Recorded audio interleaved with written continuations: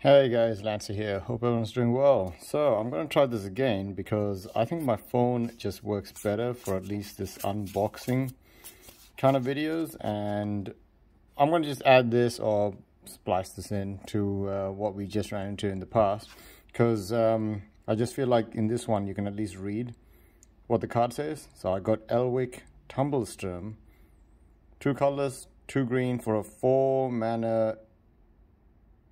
What is that, a halfling planeswalker, which is pretty good for mythic. And this came in my booster pack that I got from my secret lairs, which is pretty lucky.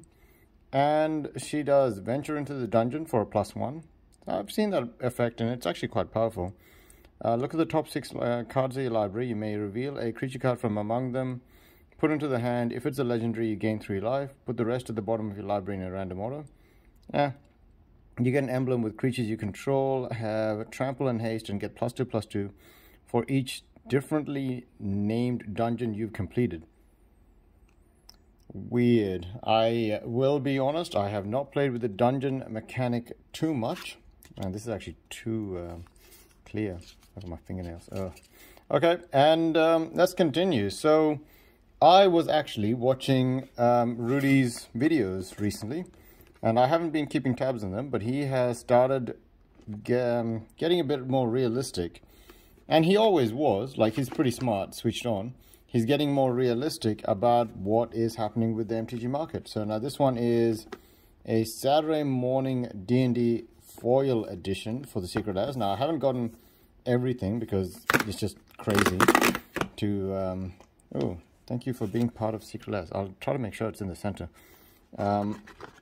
But yeah, so what he said was the Pokemon market and a couple of others have really, this is a bit smaller than the previous ones, has really cut down on movement.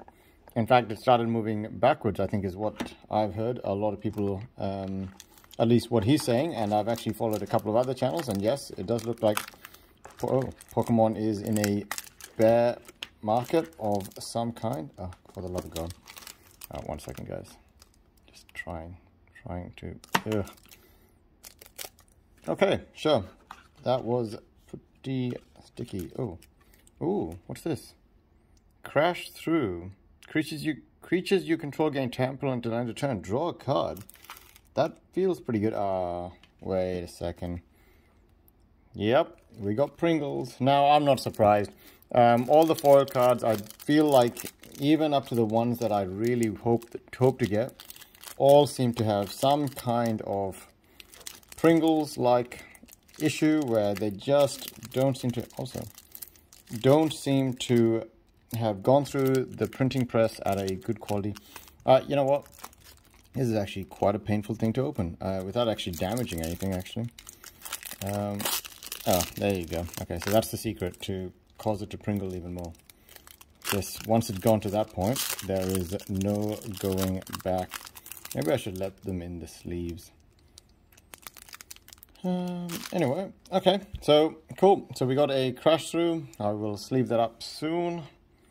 But more importantly, I just want to get through to the rest of them, since these ones hopefully should have better... Yeah, there you go. Okay, so the trick is to just give them a gentle pull at the back, and it falls apart, so that's good.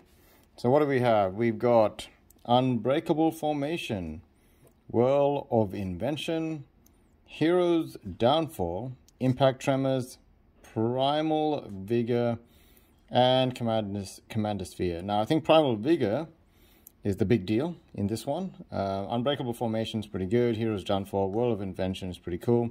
But I think Primal Vigor is the big deal because of the fact that it works with pretty much all creatures, tokens, and +1/+1 counters. Really cool card. So I'll put that aside. So yeah, I was listening to Rudy talk about the fact that Magic as a whole may not be as heavily impacted. I'm thinking that depending on what the Federal Reserve does, really impacts the markets on all sides. When the Federal Reserve came out and said they're going to lower interest rates and then they were going to do the printing machine, I instinctively went out and started buying reserve list cards. And now, for the last couple of months, pretty much, I have not done that because I felt like inflation was going to cause the Federal Reserve's hand to get that under control. And when they try to get inflation under control, guess what? They need to cut money supply and raise interest rates. And they haven't raised the interest rates yet. We'll see if they cut money supply, but they have started saying that they're going to aggressively taper. So we'll have to see how that goes. Anyways, guys, I'm going to cut this one off and we'll move to the next secret layer. Thanks and see ya.